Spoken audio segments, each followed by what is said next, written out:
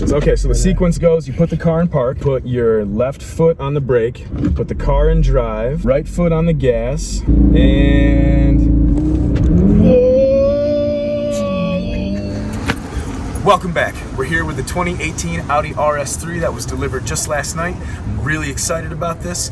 I think we're going to do a little bit of a walk around, check out the interior, and then go for a drive. After all, it's about -11 degrees today, so I think it's perfect. It's a beautiful day, and welcome back to the Empire State.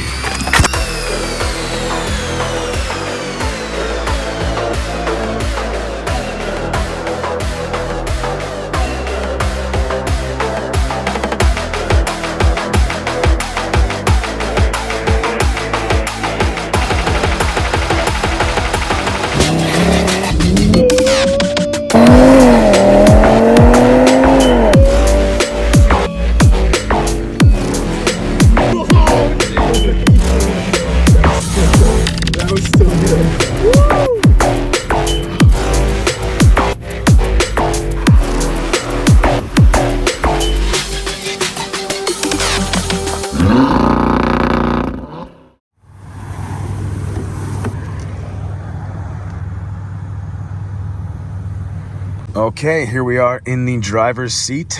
One of my favorite things about this car is the driver's seat and the driver's cockpit. The steering wheel is like unmatched. Really nice flat bottom wheel, like a real sports car. Soft Alcantara leather right here. Everything is stitched really nicely. Most people opt for the RS red stitching and everything. So you would get red stitching on the steering wheel and on your boot right here. And all of the stitching in the seats would be red. But for me, for a daily, it was just too much red. I wanted everything to be triple black. So we searched high and low. We found this one in Texas, actually. And I had to wait 7 months for it to be delivered. It was a huge story. Anyway, let's grab a start up. We have our RS key right here, which is actually a really old school key. This car is a push button start only, but it actually comes with this old school flip key from the old A3 or A4. Really outdated and totally useless, but yeah, there it is. Anyway, so put that away. The rest of the key is really nice. It's kind of heavy in weight. It has the nice RS badge and then the Audi logo up here. I got this carbon fiber key tag for it, which is pretty nice. I can post a link to where I got this stuff. Anyway, let's get it.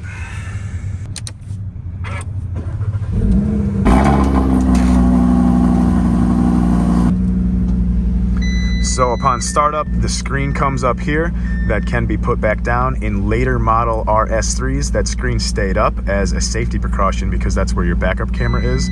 But I specifically searched for one that was just old enough so that if you push this button right here, the screen actually can disappear into the dash, and it gives a really nice driver-focused scene to look at. Not that the screen is bad, but I just really like it. Everything else is really driver's-focused. With this right here, the centrally located tack right in the middle. So being able to put that down was kind of important. Okay, let's let it warm up, and then let's stretch the legs a little bit. What's up? Let's go drive around. That's what I just said. All right, let's go. We gotta wait a few more minutes for it to warm up, and then we'll be good to go. One of the features about this car is the drive select feature. If you look down in the center of the screen here, you can see where it says comfort, and that makes everything quiet. It keeps the exhaust nice and toned down when you start it up in the morning. But if you want to, you can just hit the drive select button, and you'll be able to hear with the camera in back how it opens up the exhaust and really lets this thing breathe. So let's go here. Let's see. Let's go.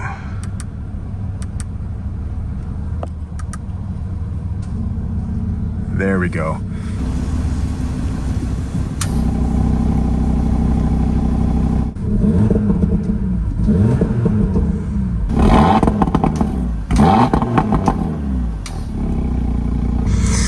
That never gets old. Okay, let's drive.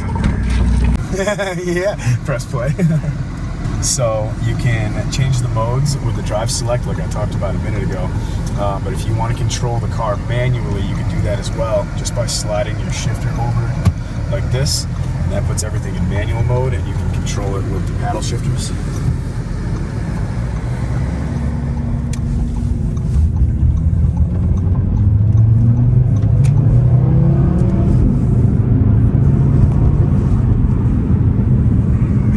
So sick.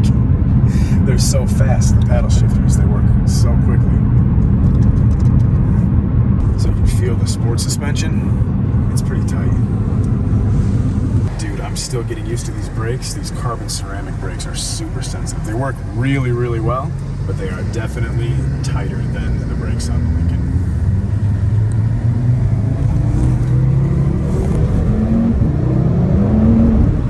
Boy, we were just spinning the daylights out of that back there. Did you feel that? Yeah. It's the traction control is even on.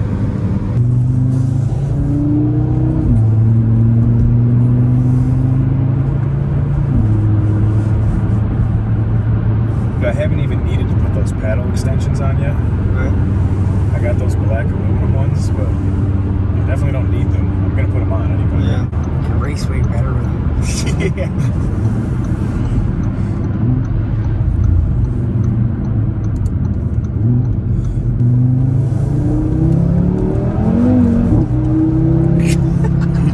This guy's like, what are you just doing? Walks right out, dude. Oh man. Of course, we got summer tires on right now. The dealership put Pirelli P0s on, which are decent tires, but they don't do very good here in January in New York.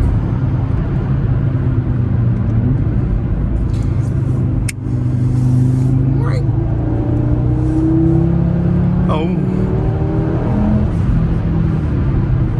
So scenic. Oh man, this thing is awesome. So it starts boosting right about there. Wow, man. Wow. That was, dude, we're not going to say how quick that was, but that broke loose. That broke loose like.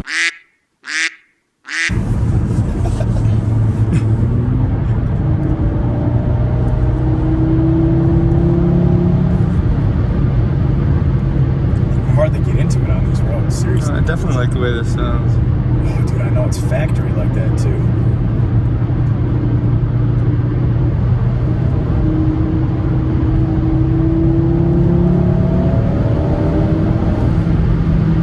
I gotta stop being afraid to really get into the RPMs.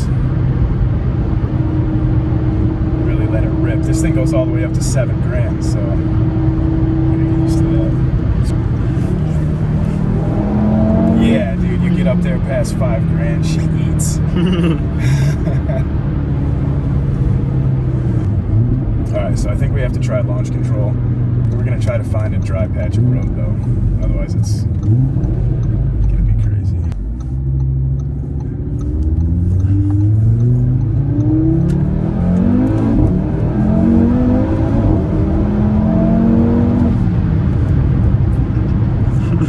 Everybody's coming to the door, looking out the window.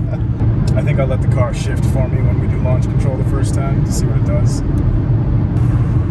Technically, you're not speeding if you're just going 0 to 40 or maybe 60.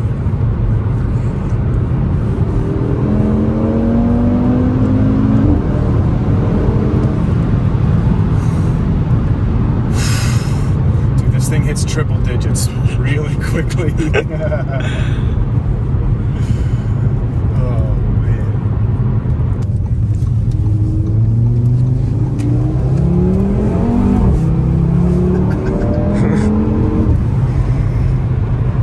On still? It is on still. No wonder. Okay, it's. I was gonna say it's cutting power. I can feel it cutting power, but it's because of traction control. No, this is pretty level.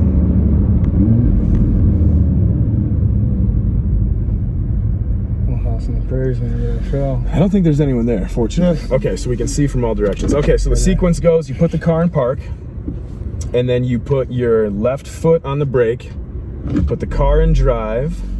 Put your right foot on the gas, and whoa, dude, 60. Oh, Jesus. Oh, man. Woo! Wow, dude. Oh, man, I think I'm in love. Okay, another cool feature about this car is when you close it and lock it up, first off, it only chirps at you, which is nice. It's not very disturbing when you lock it. Second of all, our mud-covered carbon fiber mirror caps fold in automatically so that it's nice, tight, and compact.